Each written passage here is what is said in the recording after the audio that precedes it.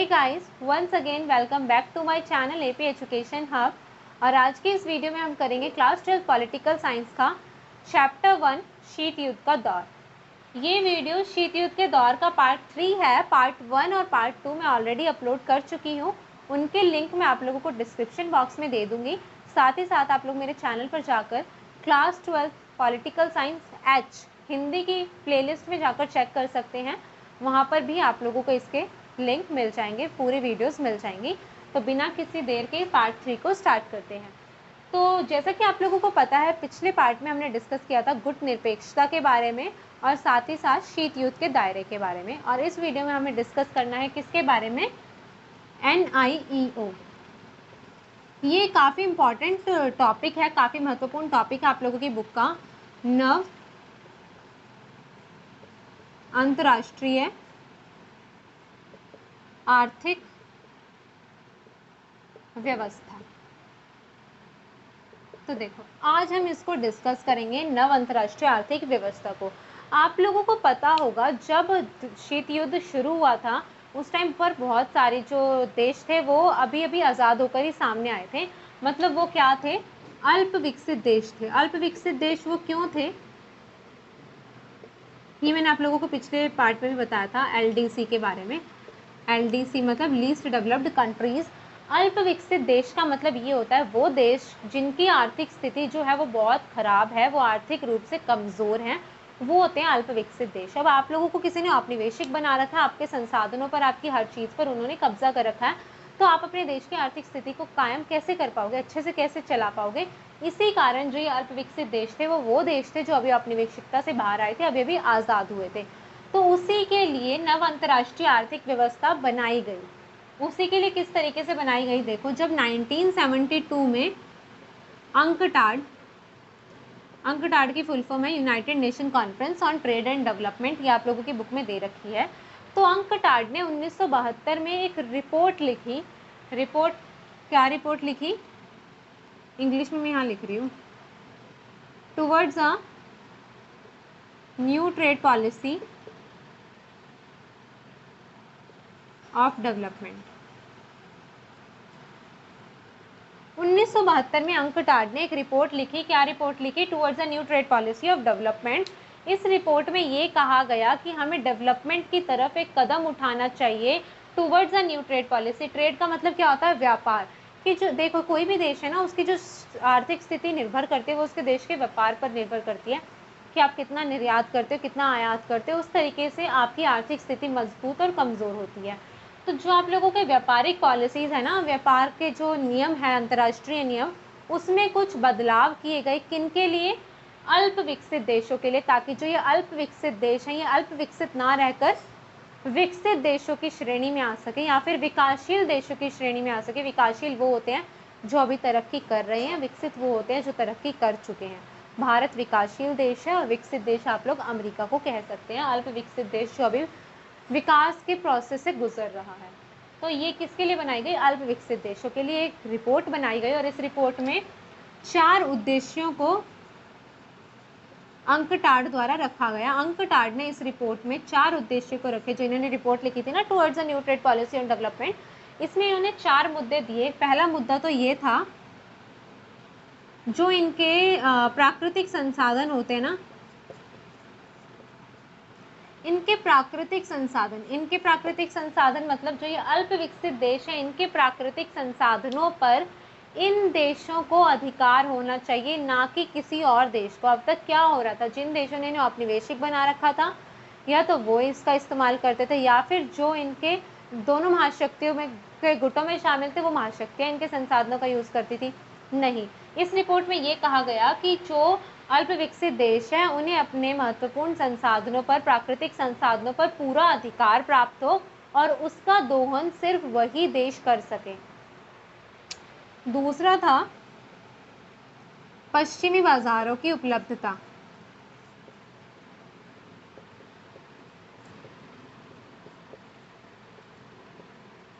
पश्चिमी बाजारों की उपलब्धता मतलब, देखो, जो पश्चिमी देश है वो कौन से, जो वेस्टर्न कंट्रीज है जो बहुत डेवलप्ड हैं आज के टाइम में भी और उस टाइम में भी बहुत ज़्यादा डेवलप्ड थी, विकसित थी। तो हम क्या होते हैं, हम इतना ज़्यादा पश्चिमी देशों से प्रभावित है, खाना भी वहाँ जैसा, वेस्टर्न ड्रेसेस पहनते हैं। हम सोचते हैं इंडियन ड्रेसेस में हम थोड़े ऑड लग रहे हैं, बट जब हम वेस्टर्न ड्रेसेस पहनते हैं, oh you are looking so this and that, ऐसा हम कहते हैं। वेस्टर्न जो कल्चर है, जो पश्चिमी सभ्यता, जो पश्चिमी संस्कृति है, उसने आज के टाइम में सिर्फ भारत ही नहीं बल्कि पूरे विश्व पर अपनी एक छाप बना रखी है। आप लोग वैश्वीकरण वाला जो आपका पार्ट होगा ना, चैप्टर वैश्वीकरण, चैप्टर 8, उसमें पढ़ेंगे सांस्कृतिक इन्फ्लुएंस करके, सांस्कृतिक वैश्वीकरण, हाँ उसमें पढ़ेंगे। तो देखो जो पश्चिमी बाजार है, पश्चिमी बाजार, पश्चिमी देश अपने अपने सामान तो अल्प विकसित देशों में लाकर बेच लेते हैं, लेकिन जो अल्प विकसित देश होते हैं वो टैक्स नहीं भर पाते उतना कि वो अपने सामानों को उन देशों तक पहुंचा सके, पश्चिमी देशों तक। तो इस रिपोर्ट में ये कहा गया कि पश्चिमी बाजारों को अल्प विकसित देशों के लिए खोला जाए ताकि वो वहां पर लाकर अपना सामान बेच सके। थर्ड था फ्रेंड प्रौद्योगिकी, प्रौद्योगिकी की लागत। अब देखो जो इनके पास, पश्चिमी देशों के पास जो टेक्नोलॉजी है, वो टेक्नोलॉजी उन्हें अल्प विकसित देशों के साथ शेयर करनी है, लेकिन कम लागत पर, जितनी लागत वो अफोर्ड कर सके। ये नहीं कि आप बेतुका पैसा मांग रहे हो कि हाँ इतना पैसा, नहीं, एक लिमिट तक, मतलब कम से कम लागत पर आप लोगों को पश्चिमी देशों को प्रौद्योगिकी उपलब्ध करवानी है। ये इसका था तीसरा उद्देश्य। और जो इसका चौथा उद्देश्य था वो फ्रेंड्स ये था कि जो ये अल्प विकसित देश हैं, इनकी अंतर्राष्ट्रीय आर्थिक संस्थानों में पहुंच बढ़े, मतलब इन्हें भी एक अलग पहुंच दी जाए, अलग अलग रोल दिए जाएं। क्योंकि देखो अब अंतर्राष्ट्रीय आर्थिक संसाधन वर्ल्ड बैंक है, IMF है, ये विश्व बैंक या अंतर्राष्ट्रीय मॉनेटरी फंड, ये हैं। तो मतलब उसमें इनको एक इम्पॉर्टेंस दी जाए कि हाँ तुम्हें भी ये रोल है, तुम्हें इस तरीके से काम करना है। ये नहीं कि तुम सिर्फ उन्हें एक लो लेवल तक रखो, उन्हें भी कुछ इम्पॉर्टेंस दो, तभी ये किसी काम का होगा, अदरवाइज कोई काम का नहीं है। ठीक है, अंकटार ने ये रिपोर्ट लिख दी, ये 4 उद्देश्य अपने शो कर दिए 1972 में। लेकिन क्या लगता है, मान लो अगर कोई 2 ग्रुप्स हैं, एक बहुत अमीर ग्रुप है और एक बहुत गरीब ग्रुप है, और एक है गवर्नमेंट। अगर गवर्नमेंट गरीबों को अमीर बनाने की कोशिश कर रही है तो अमीरों को ऑब्वियसली इनसिक्योरिटी फील होगी कि अगर वो अमीर बन गए तो हमारा क्या होगा।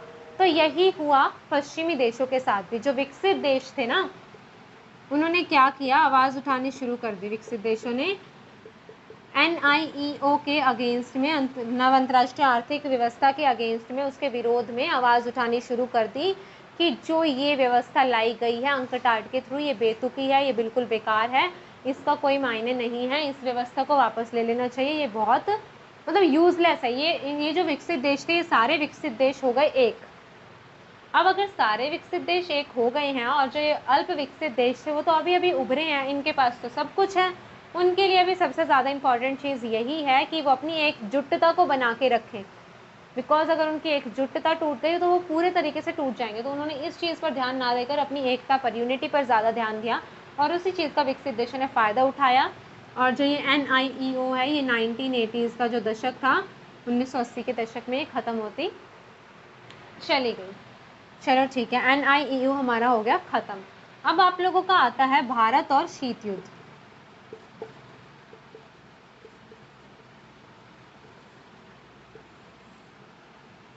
भारत और शीत युद्ध, आप लोगों को पता होगा भारत और शीत युद्ध में बेसिकली हम क्या पढ़ेंगे कि भारत ने शीत युद्ध के टाइम पर किस तरीके से काम लिया, दिमाग से काम लिया, उसने मध्यस्थता की भूमिका निभाई, गुट निरपेक्ष आंदोलन की स्थापना की, और भी काफ़ी सारे कदम उठाए।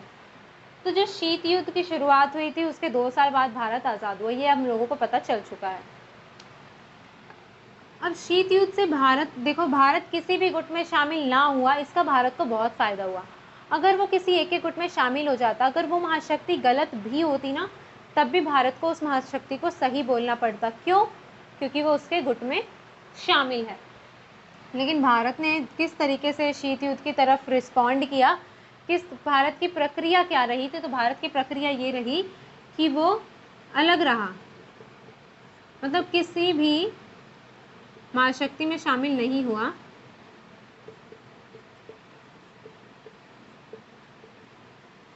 महाशक्ति में शामिल नहीं हुआ, किसी भी महाशक्ति में शामिल नहीं हुआ, वो अलग रहा दो ध्रुवीयता से, है ना।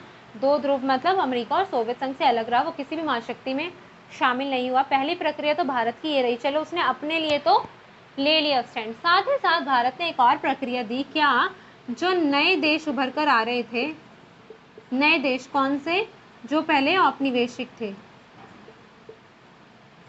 जो नए देश जो औपनिवेशिक देश थे और अब वो आज़ादी मिल रही थी उन्हें, उन नए देशों को भी भारत ने रोका, किस काम से, महाशक्तियों में शामिल होने से, कि तुम अभी अभी आज़ाद हुए, तुम कोई सी भी महाशक्ति में शामिल मत हो, वरना तुम्हारी आज़ादी फिर से खराब हो जाएगी, तुम्हारी आज़ादी मिली और ना मिली एक बराबर हो जाएगी। भारत ने अपने लिए तो स्टैंड लिया कि वो खुद शामिल नहीं हुआ, साथ ही साथ भारत ने नए देशों को भी जो औपनिवेशिकता से बाहर आए थे उन्हें भी शामिल नहीं होने दिया। तो आप लोग कह सकते हैं कि गुटनिरपेक्षता से भारत को बड़ा फायदा मिला। साथ ही साथ भारत ने फ्रेंड्स क्या किया, भारत हमेशा अपने फायदे के हिसाब से अंतर्राष्ट्रीय फैसले लेता रहा। मतलब भारत ने हमेशा अपने फैसले जो है ना वो अपने फायदे के हिसाब से लिए। अब कोई भी है वो अपने इंटरेस्ट से डिसीजंस लेगा। अगर वो किसी महाशक्ति में शामिल हो जाता तो उसकी कोई आइडेंटिटी होती नहीं, जो महाशक्ति कहती उसे वही डिसीजन फॉलो करना पड़ता। बट बिकॉज भारत किसी महाशक्ति में है नहीं, भारत इंडिपेंडेंट है, तो वो जो मर्जी डिसीजन अपने हिसाब से ले सकता था। गुट निरपेक्षता से भारत को सबसे पहला फायदा ये हुआ कि वो अपने डिसीजन स्वतंत्र फैसले ले सका, अपने स्वतंत्र डिसीजन ले सका, इंडिपेंडेंट डिसीजन ले सका। क्यों? क्योंकि वो गुट निरपेक्षता में था, किसी भी महाशक्ति के गुट में शामिल नहीं था। अपने इंटरेस्ट के हिसाब से डिसीजन लिए, ना कि किसी सुपर पावर के हिसाब से डिसीजन लिए, ना ही उनके गुटों के हिसाब से डिसीजन लिए। साथ ही साथ फ्रेंड्स भारत को गुट निरपेक्षता से ये फायदा भी हुआ कि अगर कोई एक महाशक्ति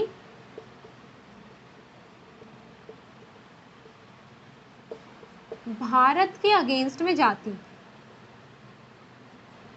अगर कोई महाशक्ति भारत के अगेंस्ट में जाती तो भारत दूसरी महाशक्ति के पास चला जाता कि हाँ भाई आई नीड हेल्प, मुझे सपोर्ट चाहिए। और ऑब्वियसली उस टाइम पर कोई भी महाशक्ति हेल्प करती, क्यों करती? क्योंकि उन्हें अपने गुटों को एक्सपेंड करना था, अपने गुटों को बढ़ाना होता है। तो भारत इस सिचुएशन में तो रहा कि अपना फायदा ले लिया, अपने हिसाब से डिसीजन लिया, साथ ही साथ कोई महाशक्ति मेरे अगेंस्ट जाएगी मैं किसी की भी हेल्प ले लूंगा, ये भी रहा। चलो ठीक है, भारत ने इस तरीके से फायदा लिया। अब कोई भी है उस टाइम पर सिचुएशन ऐसी थी तो वो अपने डिसीजन अपने इंटरेस्ट के हिसाब से लेगा। लेकिन क्रिटिक्स मतलब आलोचक,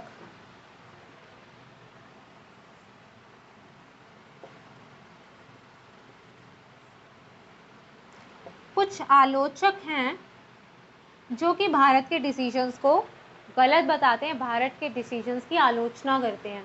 क्या आलोचना करते हैं? कि भारत ने हमेशा, फर्स्ट जो है मैं बता रही हूँ, लिख नहीं रही हूँ, कि भारत ने हमेशा अपने राष्ट्रीय इंटरेस्ट मतलब जो उसका खुद का हित था उसके हिसाब से फैसले लिए, अंतर्राष्ट्रीय हित के बारे में ना सोचकर राष्ट्रीय हित के हिसाब से फैसले लिए, जो कि गलत था।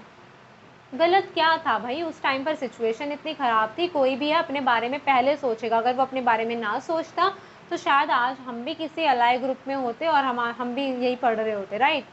बट भारत नहीं हुआ शामिल, तो आलोचना ये होती है कि भारत ने राष्ट्रीय हित को देखा, अंतर्राष्ट्रीय हित को नहीं देखा, अपने हित साधने के बारे में सोचा, पूरे विश्व के बारे में नहीं सोचा। पहला ये देते हैं। दूसरा ये देते हैं कि देखो, आप लोगों को पता होगा 1971 में हमारे यहाँ पर बांग्लादेश वाला युद्ध चल रहा था, युद्ध हो रहा था बांग्लादेश से। उस टाइम पर हमारी प्रधानमंत्री कौन थी? श्रीमती इंदिरा गांधी। तो श्रीमती इंदिरा गांधी ने क्या किया, वो गई रशिया के पास, यूएसएसआर, उस टाइम पर वो यूएसएसआर था, वो गई यूएसएसआर के पास। रशिया से एक चीज़ मुझे याद आई, मैं एक चीज़ बता दूँ, ये वैसे आप लोग नेक्स्ट चैप्टर में पढ़ेंगे। यूएसएसआर जब टूटा ना फ्रेंड्स, तो वो 14 अदर कंट्रीज़, वन थी रशिया, वो मतलब 15 देशों में टूट गया था जब विभाजन हुआ था। जब यूएसएसआर मतलब सोवियत संघ का जब विभाजन हुआ ना, तो 15 देशों में विभाजित हुआ। एक था रूस और 14 अदर कंट्रीज, जिसमें चेकोस्लोवाकिया और काफ़ी सारे हैं, जो कि आप नेक्स्ट चैप्टर में पढ़ेंगे। मुझे याद आया तो मैं बता रही हूँ। तो 1971 में हो रहा था बांग्लादेश के साथ युद्ध। इंदिरा गांधी गई सोवियत संघ के पास कि हमें चाहिए भाई मदद, हमारे साथ बांग्लादेश युद्ध कर रहा है। उस टाइम पर भारत ने सोवियत संघ के साथ 20 साल की एक संधि की, 20 साल का एक अग्रीमेंट किया जिसमें उसे सिक्योरिटी का प्रॉमिस मिला। और आज तक हम आज तक हम सोवियत संघ, मतलब उस टाइम का सोवियत संघ, आज का Russia, because Russia is powerful. उसके बाद से जब से सोवियत संघ टूटा, रशिया ही पावरफुल रहा है और कंट्रीज़ के मुकाबले, तो इन 15 कंट्रीज़ में से।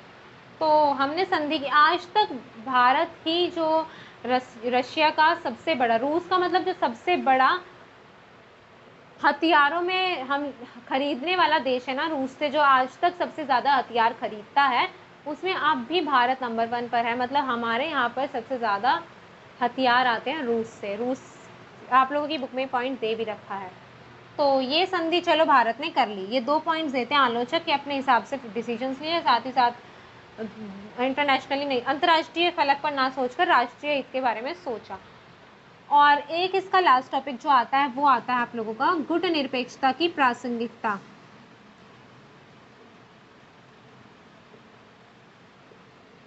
गुटनिरपेक्षता की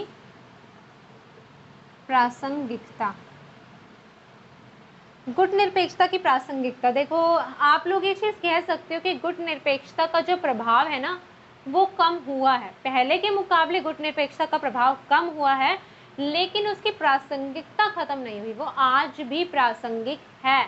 क्यों है? क्योंकि देखो जो ये देश थे ना, वो अल्प विकसित देश या जो गुटनिरपेक्षता वाले जो देश थे, उनके बीच आज भी एक ऐतिहासिक जुड़ाव है। कौन सा जुड़ाव? कि वो पहले औपनिवेशिक देश थे, आज़ादी मिली, उन्होंने एक दूसरे का साथ दिया और आज वो एक स्वतंत्र तरीके से खड़े हैं, और शीत युद्ध के टाइम पर भी एक स्वतंत्र तरीके से खड़े थे। मतलब उनके बीच में एक ऐतिहासिक जुड़ाव है। पहला पॉइंट हमें मिल गया कि उनके बीच में एक ऐतिहासिक जुड़ाव है जो कि आज भी गुटनिरपेक्षता की प्रासंगिकता को बरकरार रखता है। दूसरा पॉइंट हमारे पास ये आता है कि जो ये देश है गुटनिरपेक्ष वाले, इनके बीच में एक एकता है, एकजुटता है कि अगर कोई देश खतरा महसूस करेगा, अगर किसी देश को कोई प्रॉब्लम आएगी तो ये मिलकर उसकी मदद करेंगे। तीसरा ये आता है कि शीत युद्ध जैसी सिचुएशन अगर कभी दोबारा आती है तो ये देश दोबारा से एकजुट हो जाएंगे और एकजुट होकर ही उस चीज़ का सामना दोबारा से करने की क्षमता इनमें है। तो मतलब आज भी ये प्रासंगिक है। चौथा ये आता है कि इनकी एक स्वतंत्र विदेश नीति है। अगर ये किसी के गुट में शामिल होते तो शायद आज तक भी अपनी स्वतंत्र विदेश नीति नहीं बना पाते। पाकिस्तान का आप लोगों को पता हो, कहीं ना कहीं पाकिस्तान का अमेरिका से, उस टाइम पर भी पाकिस्तान जो है वो नाटो के ग्रुप में था, वो अमेरिका के ग्रुप में था। तो मतलब इन देशों की स्वतंत्र विदेश नीति, भारत की स्वतंत्र विदेश नीति और बाकी जो गुटनिरपेक्ष देश थे उनकी एक स्वतंत्र विदेश नीति है। अपने हिसाब से वो अपनी विदेश नीति में कुछ भी चेंजेस कर सकते हैं, कुछ भी ऐड ऑन कर सकते हैं, कुछ भी डिलीट कर सकते हैं। मतलब उनके पास कुछ डिसीजंस आज भी हैं जो उसकी प्रासंगिकता को बनाए रखते हैं। तो गुटनिरपेक्षता की प्रासंगिकता खत्म नहीं हुई है, कम ज़रूर हुआ उसका प्रभाव, पर उसकी प्रासंगिकता खत्म नहीं हुई है। ये एक बहुत इंपॉर्टेंट क्वेश्चन है जो आप लोगों की बुक में जो क्वेश्चन है उसका लास्ट क्वेश्चन है ये। तो इस चैप्टर के जो कंप्लीट नोट्स है उसकी पीडीएफ मैं अपने फेसबुक पेज पर शेयर करूँगी, वहाँ से आप लोग इसे सेव कर सकते हैं आगे पढ़ने के लिए। तो आप लोग मुझे फेसबुक पेज पर फॉलो कर ले, लाइक कर दे फेसबुक पेज को, और वहाँ पर आप लोग इस पीडीएफ को देख सकते हैं। साथ ही साथ मेरे इंस्टाग्राम पर मैंने पूरे चैप्टर के नोट्स डाल रखे हैं, हाईलाइट क्रिएट कर रखे, क्लास 12 पॉलिटिकल साइंस हिंदी, वहाँ से आप लोग इन नोट्स को देख सकते हैं। तो आप लोग इंस्टाग्राम पर भी मुझे फॉलो कर लें। साथ ही साथ क्लास 12 पॉलिटिकल साइंस का मैंने ग्रुप क्रिएट कर रखा है जिसमें आप लोग अपने डाउट्स या कोई भी आपको क्वेश्चन या क्वेरीज होती हैं या जो मैं क्वेश्चंस दूंगी आगे उनको आप लोग वहाँ पर सेंड कर सकते हैं। तो आप लोग व्हाट्सएप ग्रुप ज्वाइन कर ले, उसका लिंक भी आप लोगों को डिस्क्रिप्शन बॉक्स में मिल जाएगा। तो आई होप फ्रेंड्स आप लोगों को ये वीडियो पसंद आई होगी। अगर वीडियो पसंद आई हो तो वीडियो को लाइक करें, कमेंट करके बताएं कैसी लगी, अपने फ्रेंड्स के साथ शेयर करें, मेरे चैनल को सब्सक्राइब करके बेल आइकन ज़रूर दबा दें। मिलते हैं नेक्स्ट वीडियो में।